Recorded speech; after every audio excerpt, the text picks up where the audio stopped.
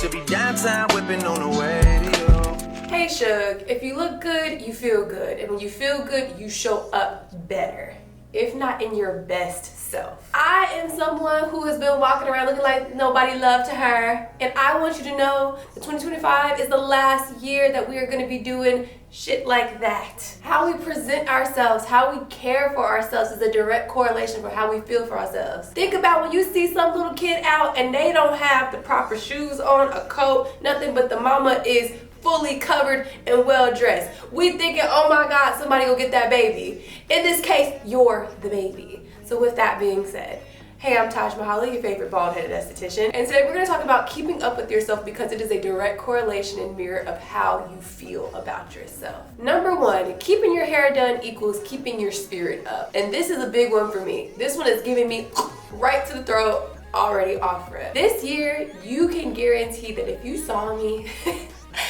9.9 times out of 10 my hair was not done. One, I am growing my hair out, so boom, there's that. I just believe that when your hair is not done, your whole personality shuts down. And I'm not saying that you have to be in a salon every 2 weeks, like this is back in 03 and you can get a roller set and a silk press for $20. I'm not saying that. What I am saying, however, is when your hair is not done, especially as a black girl, it will directly affect your confidence. I was walking around in my depression hat all year and I don't feel like I want that on my head anymore. I did get my hair done recently. A little commotion for the hair. I am making myself a promise that no matter what, every 2 weeks I will either be seeing a stylist or I will be doing something to my head because I felt like the ugliest duckling ever, all because I did not show up for myself in that way. Having your hair done is the bare minimum we can do. Your hair is literally your crown. Make sure it is in direct correlation with how you're feeling about yourself. And I understand, it's rough out here, okay? I know the stylists are out here ruining birthdays, ruining weddings. I know that things are just not how we would perceive them or like them to be. When you look like you stopped caring for yourself, it's usually because you have. And your hair is quite literally the first domino effect of all of this ship sinking, okay? With that being said, you cannot let somebody who is praying for your downfall see you walking around without your hair done. Slick it back, get a braid, learn a trade, do something, get a haircut, but you cannot be walking around looking like who did it and why this year. Absolutely not. Number two, get dressed for the day, even if you're not going anywhere. For all my work from home baddies, this applies to you. Too many women are living in their robes and pajamas like it's a personality trait, and we gotta stop it. I understand back in 2020, we were all confined to our homes and we could not go anywhere or do anything, or at least we shouldn't have gone anywhere and did anything. But we were in cozy clothes, always. Get it, understand. But staying in your pajamas all day or staying in clothes that you do not even really like all show that you're just giving your body signals or your brain signals that you're in low power mode. You're not looking to really get anything done. You're looking to lounge. And even if that's the case, cool, so be it. But even on your off day, girl, you can put on a cute two-piece matching set. We could put on a cute two-piece matching set. We do not have to be wearing our high school cheerleading alumni t-shirts and shorts that have been ill-fitting for the past 5 years, all because we're in the sake of we're in the house and no one's gonna see me. That's the problem right there. You're getting dressed for everybody else but your damn self, and we're not gonna do that anymore. Not in 2026. No ma'am. Put on some real clothes. It can be cozy clothes, but put on some real clothes. Something that has structure, gives you shape, that make you feel good or confident. If you have a closet full of clothes that you no longer align with, like let's say you were in your IG baddie club era and you're no longer in that, you're more in your fitness baddie glow up era, you're in your more covered up, more confident, and more on the other end of 20 era, like myself, maybe it's time for a couple new pieces. We don't gotta go and throw everything out and start from scratch, but we do need to start getting pieces little by little that are more in alignment with how we want to express ourselves, how we want to show ourselves. We ain't been hanging out with our girlfriends because we ain't had nothing to wear. We haven't been going to go get drinks at Cooper's Hawk because we had nothing to wear. Get you something to wear. Get you something to wear that you like, that's in alignment with what you feel like you're portraying and where you're going. Reset your face. And this is coming from the esthetician in me, but I want you all to know this is for me as well. You just need 5 minutes every morning. Really could be every day. 2.5 in the morning, 2.5 at night. To just care for your face. Have you ever seen somebody, whenever you look at them, it's very obvious that they did not do anything. They rolled out of bed, skin dry, crusted, okay? It just looks like there was no care. I'm not saying that you have to have a $200 La Mer moisturizer or even a super duper expensive and 12-step Korean skincare routine. But what you need to do is at the very least wash your face in the morning, put some sunscreen on and moisturizer, and then go on about your day. Obviously, if your skin is a high priority for yourself, yes, we will have a custom skincare routine that works for you because that is ideal, right? But even if you're not in that space, please do so. Even at night, before you go to bed, do not put that dirty face on that pillow. You're gonna bring all the problems of the day, all the funky air. Somebody coughed and you walked through it, and you're gonna put that on your pillow? Absolutely not. We're not doing that.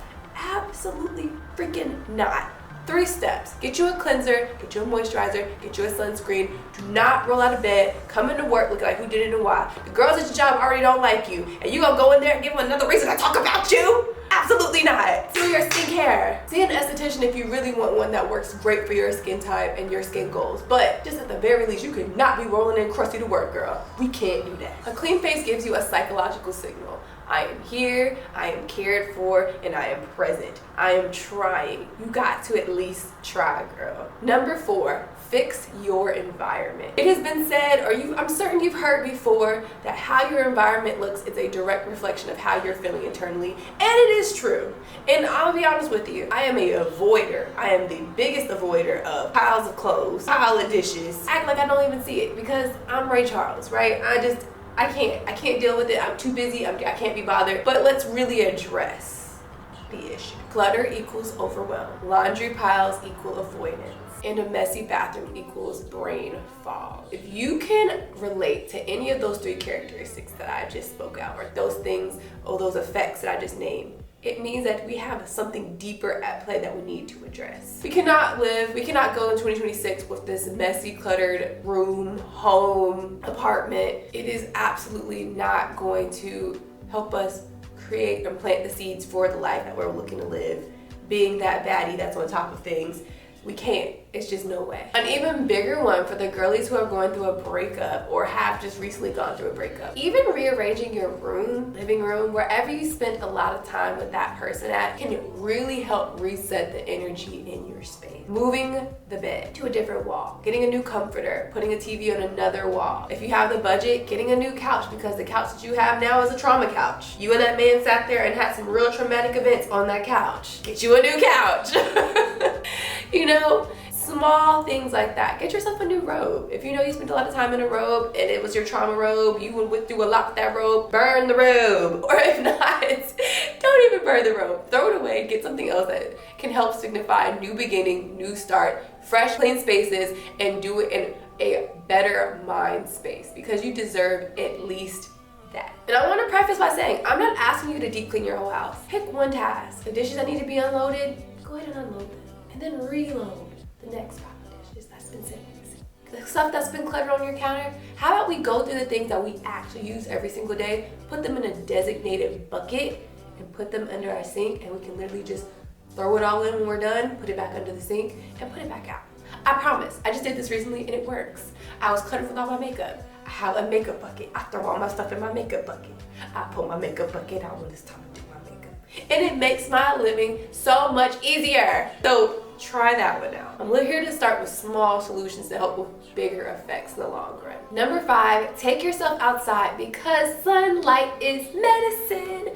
I know it's been freezing outside. It literally snowed the other day and sleeted, and I get that. And it goes to be dark at 5 o'clock. So after work, really, do we have enough daylight as a woman to go outside and walk? That's up to you. If you got a Glock, yes. If you don't, probably not.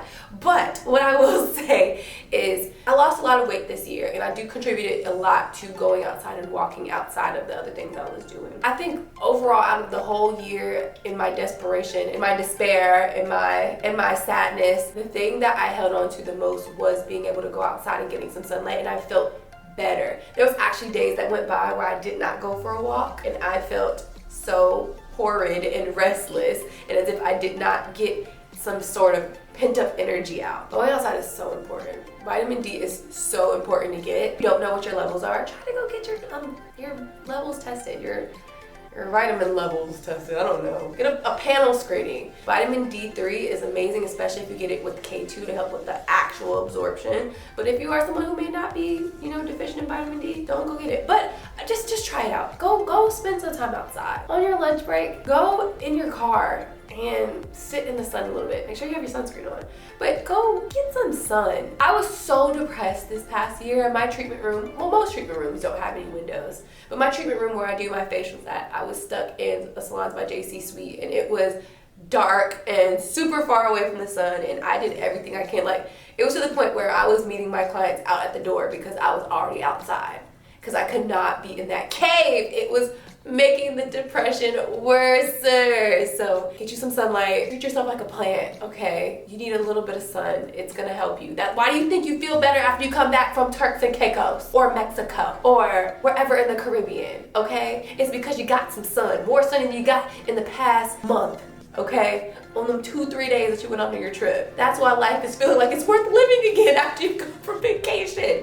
You got some sun. Stop waiting on motivation. It's unreliable. Use micro momentum. When you are in the thick of it, we don't want to do nothing, okay? We don't want to do sugar honey iced tea. All we want to do is lay there and scroll and just be in this compare and despair in this very frozen state. The number one mistake women make is waiting to feel ready to do things. And I'm here to tell you, baby, your feelings are liars. Your feelings are what got you staying in a relationship much longer than you should have stayed. Your feelings are the reason why you went and crashed out and really nothing was even wrong. We can't take feelings and cash them to the bank. So they're not good. They're not under the Federal Reserve. It's not backed by gold. We can't do anything with those. So let's work in micro momentum. Do one small thing to help make your future self feel better. If that means taking your hair out of the crusty ponytail, washing it and blow drying it, let's start. Okay. Let's say you actually putting on some brow gel, or brushing your brows, or brushing your lashes, or actually looking at yourself in the mirror, not just looking past yourself, like actually checking to see how you look. Make your bed, a super small, powerful thing that I did not start doing until like this week.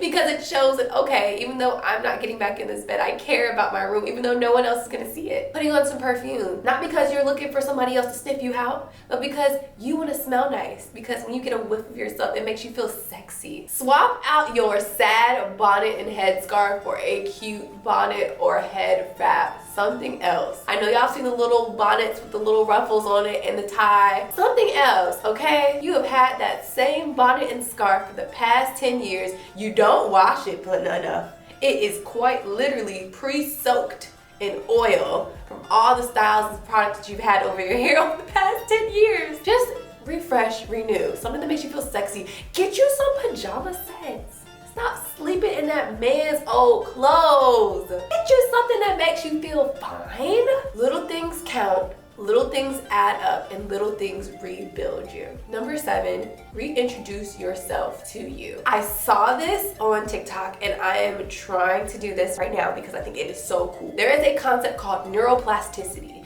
and that is basically saying that your brain can create new pathways on how to do things to help with retraining your brain, rewiring the way that you think, right? Passageways are sexy. Lines in your brain are sexy, as my therapist, Dr. Sanders, would say.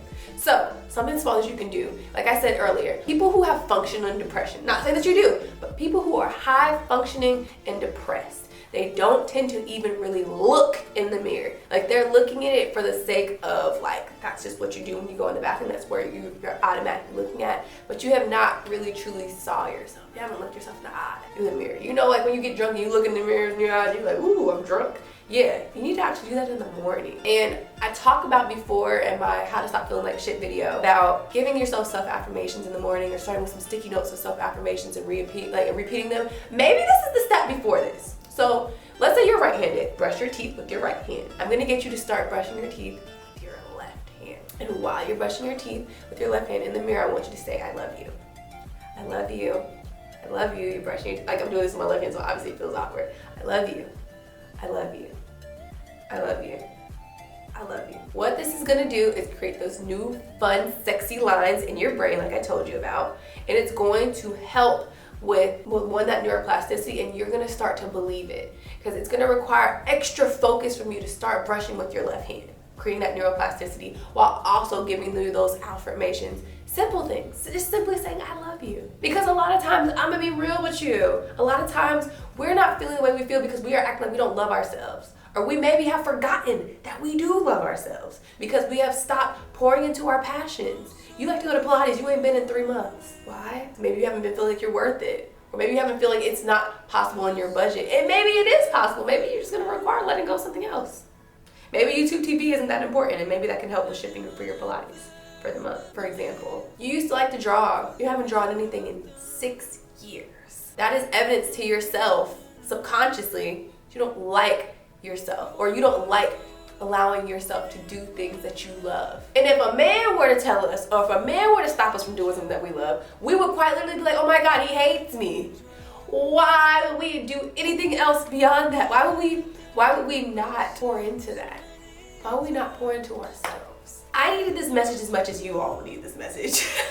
I need this message as much as whoever is listening to this. I hear you and I see you, boo. My mom has been everything to all of us for so long. I'm putting her in hot girl boot camp and self-care boot camp this 2026 because I want her to pour in half of the effort that she gives to us into herself, because she deserves it. She deserves it. She deserves that joy. She deserves to feel that and to know that that's available to her. I love my mommy. I love her very much. She does way too much for me. Way too much for me, way too much for my daughter, way too much for the people around her. And I want her to literally, it's time to get the return on investment back to herself, literally. In the comments, I want to know one thing you're going to do to help keep yourself up this week. Are you going to wash your hair? Are you going to shave your legs? Are you going to book a wax? Are you going to go to your Pilates class? Are you going to meal prep so you're not doing any type of sneaky business or shady business that's going to ruin your fitness goals that you have for this upcoming year? Because now's the time to start practicing, okay? Are you going to buy yourself a 2-piece set? Are you going to get rid of those old workout clothes from when you were a high school cheerleader and you go to the gym in them and you don't even like them, they don't even fit you well, and you're going to go get yourself 2 new pieces of sets so that you can feel nice and confident whenever you're doing your heavy lift and building that dumpy on at the gym? Are you going to clean your room? Are you going to put those dishes away? Are you going to move some things around in your room because everything in your house is reminding you of that man and you want to move on and go past that? Read you a good book. One that's not going to make you question or think that something's wrong with yourself, but something that's going to actually move you forward with your motivation, your happiness, and your goals. Something towards about social media to help you with your influencing that you're looking to do. What are we gonna do? No, sorry. False alarm, no panic, guys. But truly, what are we gonna do for ourselves this week? You keeping yourself up is not superficial. It's actually quite spiritual, and it shows that you love yourself. When you look better, you care more. When you care more, you try more. When you try more, you have evidence, and your mental health stabilizes. I promise you it will. We're usually ruminating because we haven't done anything. When we start making moves, those thoughts start to quiet. Neglect creates depression. Maintenance creates momentum.